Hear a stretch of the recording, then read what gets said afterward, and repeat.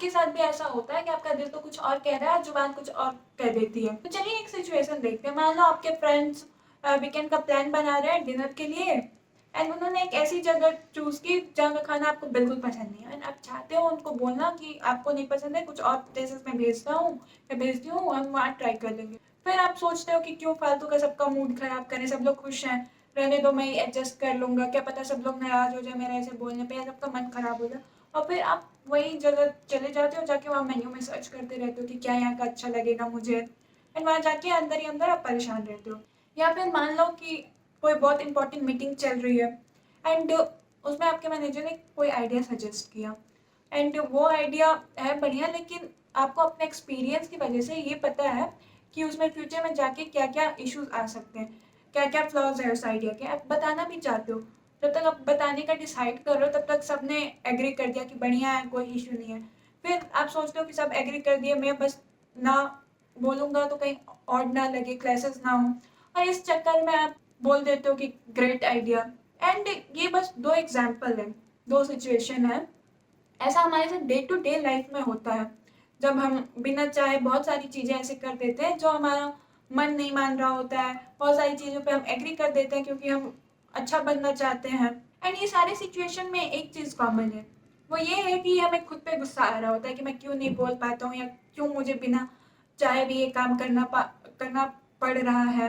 And अगर आपके साथ भी ऐसा हो रहा है तो आप भी एक अच्छे इंसान बनने का ताज पहन के घूमना चाहते हो, या अच्छे इंसान हो ये इसका ताज पहन के घूमना चाहते हो, the one who never creates problem, the one who never say no, ये सब का ताज आपको चाहिए और आप उसी के पीछे भाग रहे हो। और कहीं ना कहीं हम सबको ये ताज पहनना होता है, अच्छे इंसान का, नाइस पर्सन का। लेकिन अगर मैं आपसे कहूँ कि अच्छा इंसान पहनने का ताज ही आपको मेंटल पीस, आपके हैप्पीनेस को खत्म कर रही है, और हम सबको कहीं ना कहीं अच्छे इंसान का ताज पहनना होता है।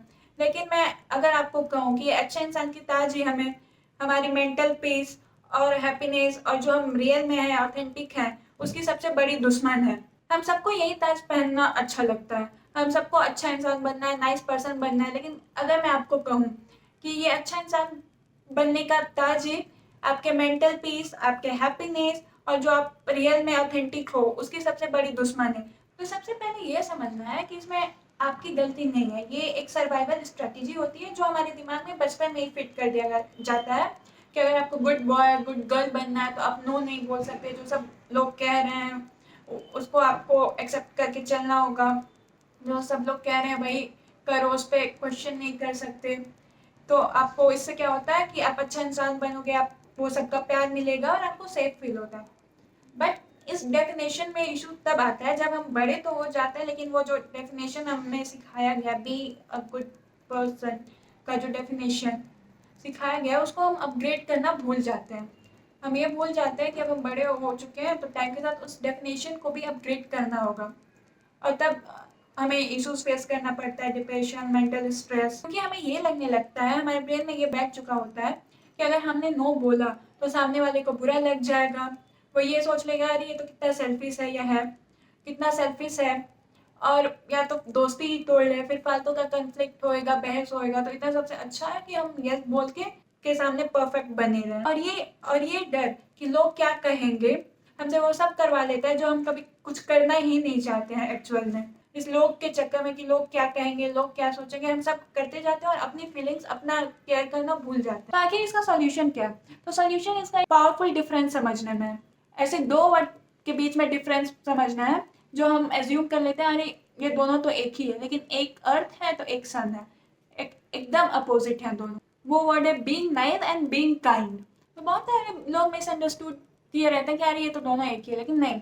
नाइस मतलब ये है कि दूसरे लोग आपके बारे में कैसे सोच रहे हैं, दूसरे लोग आपके बारे में सोच रहे हैं कि आप अच्छे हो या बुरा, ये एक एक्सटर्नल फैक्टर है, इंटरनल नहीं है। नाइस बनने के लिए हम वो सब चीज़ कर लेते हैं जो हमें एक्चुअल में नहीं पसंद है, जैसे हर बात में यस कहना, दूसरों के अप्रूवल वैलिडेशन खोजते रहना। और आजकल तो सोशल मीडिया के ज़माने में हम और वैसी चीज़ें करने लगते हैं जो सब कर रहे हैं, या जो दूसरे समझते हैं अरे ये तो ये कर रहा है या कर रही है, कितनी कूल है, तो मुझे भी करना चाहिए। क्यों? क्योंकि हम लोगों को दिखाना चाहते हैं कि हम भी कूल हैं, इसलिए, क्योंकि एक्चुअल में शायद हमें करना नहीं हो। लेकिन हम बीइंग नाइस, लोग हमें कूल समझे, नाइस समझे, कि वो आजकल के ज़माने में ऐसा होता है, ये भी करिए, कितनी कूल है, कितनी नाइस है, इसलिए हम करने लगते हैं क्योंकि हमें दूसरों का वैलिडेशन चाहिए। तो नाइस हम बस दूसरों का प्यार पाने के लिए करते हैं, अपनी फीलिंग्स को इग्नोर करके। वही काइंडनेस एक इंटरनल फैक्टर है, जहाँ हम वो सब करते हैं जो सही है, जो हमारा मन चाहता है, भले वो कितना ही टफ हो, फिर भी हम करते हैं क्योंकि हमारा मन कह रहा है कि हमें करना है। एंड जरूरी नहीं है कि अगर आप नाइस हो तो काइंड हो गए, क्योंकि मान लो एक खाली ग्लास है, तो खाली ग्लास है तो आप किसी को पानी पिला ही नहीं सकते ना। तो वैसा ही होता है नाइस पर्सन जो काइंड नहीं है, वो बाहर से तो दिखा रहा है कि हाँ वो बहुत अच्छा है, लेकिन उसके अंदर ही काइंडनेस नहीं है, क्योंकि वो दूसरों के वैलिडेशन पे जी रहा है, अपनी सारी मेंटल एनर्जी ड्रेन कर चुका है। तो वो सब, उसके पास उतनी एनर्जी नहीं है कि वो दूसरे के लिए कुछ करे एकदम स्ट्रेंथ से। वो तो बस जो दूसरे को सही लग रहा है वही करेगा, वो कभी किसी की हेल्प नहीं करेगा। वो खुद के लिए काइंड नहीं हो पा रहा है कि मैं काइंड होके खुद दूसरों को नो बोलना सीखूं और बाउंड्री सेट करूं। तो जो खुद ही खाली है अंदर से, वो दूसरों को क्या हेल्प कर पाएगा। तो अब ये तो समझ आ गया कि चलो ठीक है, ये होता है, हमें ये देखना होगा कि इस ट्रैप से निकले क्यों, क्योंकि ये एक ट्रैप है। अगर एक बार आप दूसरे के वैलिडेशन पे जीने लगे तो फिर उससे निकलना बहुत टफ हो जाता है। तो पहले स्टेप ये है कि आप पॉज लेना सीखो। जैसे किसी ने कोई आपको काम बोला तो उसको आप बोलो let me think, let me check my schedule first, then I will inform you. अगर कोई बोल रहा है कि चलो चलते हैं बाहर, तो फिर बोलो कि मुझे नहीं जाना, मुझे कुछ काम है। इमीडिएटली यस बोलने से पहले पॉज लो, एनालाइज करो एंड फिर रिस्पॉन्स करो। तुरंत हाँ नहीं बोलना है। एंड इसी से अब हमारा सेकेंड स्टेप आता है कि टेक स्मॉल स्टेप। ऐसा नहीं है कि पहले दिन ही आप मैनेजर को नो नो या अपने फ्रेंड्स को ही नो नो डायरेक्ट बोलने लगे। पहले आपको इनडायरेक्टली नो बोलना सीखना होगा। जैसे वीकेंड का एक प्लान बन रहा है तो उसमें आप ये बोलो कि नहीं यार, मेरा थोड़ा बिजी शेड्यूल है, या फिर मेरा थोड़ा तबीयत ठीक, जैसे भी है इनडायरेक्टली बोलो जिससे उनको एकदम बुरा नहीं लगे और आप अपने ब्रेन को ट्रेन कर पाओ कि हाँ मुझे नो बोलना सीखना है। तो आपका मसल ट्रेन होगा नो बोलने का। धीरे धीरे स्लो स्लो स्टेप लेके अपने ब्रेन को ट्रेन करो। एंड थर्ड स्टेप है रीडिफाइन योर गिल्ट। इसका मतलब ये है कि जैसे आप नो बोलोगे तो आप ओवर थिंक करोगे कि अरे उसको बुरा लगा होगा, अरे चले जाना चाहिए था, अरे मैंने इसको ऐसे क्यों इनडायरेक्टली मना किया। बहुत सारा चीज़ आप ओवर थिंक करोगे। लेकिन इसको आपको लॉन्ग टर्म में सोचना है कि नहीं, मैंने ना बोला लेकिन ये चीज़ तो मुझे करनी ही नहीं थी, मुझे तो ऐसे करनी थी या वैसे करनी थी, तो इसलिए मैंने नो बोला। ये साइन एक प्रोग्रेस पाथ पे जाने का।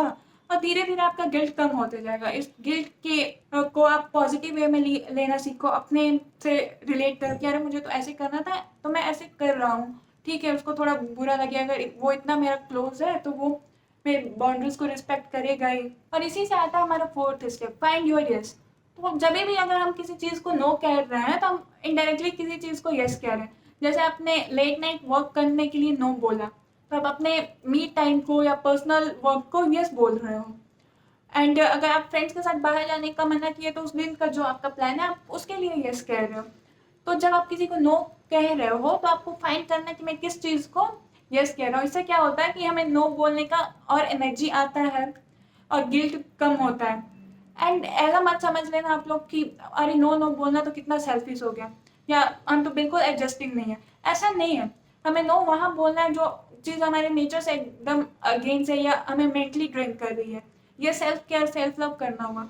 हम हर जगह एडजस्ट नहीं कर सकते। There is very thin line between self love and adjustment, और वो लाइन को समझना बहुत ही इंपॉर्टेंट। एंड जब आप शुरू करोगे नो बोलना तो ऐसा नहीं है बहुत स्मूथ जाएगा। बहुत सारे लोग नाराज होंगे, बुरा भी लगेगा, हो सकता है आपसे दोस्ती तोड़ ले, लेकिन आपको उतना क्या नहीं करना, लेट इट बी। क्योंकि जो आपके नो को रिस्पेक्ट नहीं कर रहा है, आपके बाउंड्रीज को रिस्पेक्ट नहीं कर रहा है, आपको जेन्युइनली समझ नहीं पा रहा है कि आपको क्या चाहिए, ऐसे लोग आपको अपने सर्कल में चाहिए ही क्यों, जब जिसके लिए आपको फेक बनना पड़ रहा है, रियल आप बन ही नहीं पा रहे हो।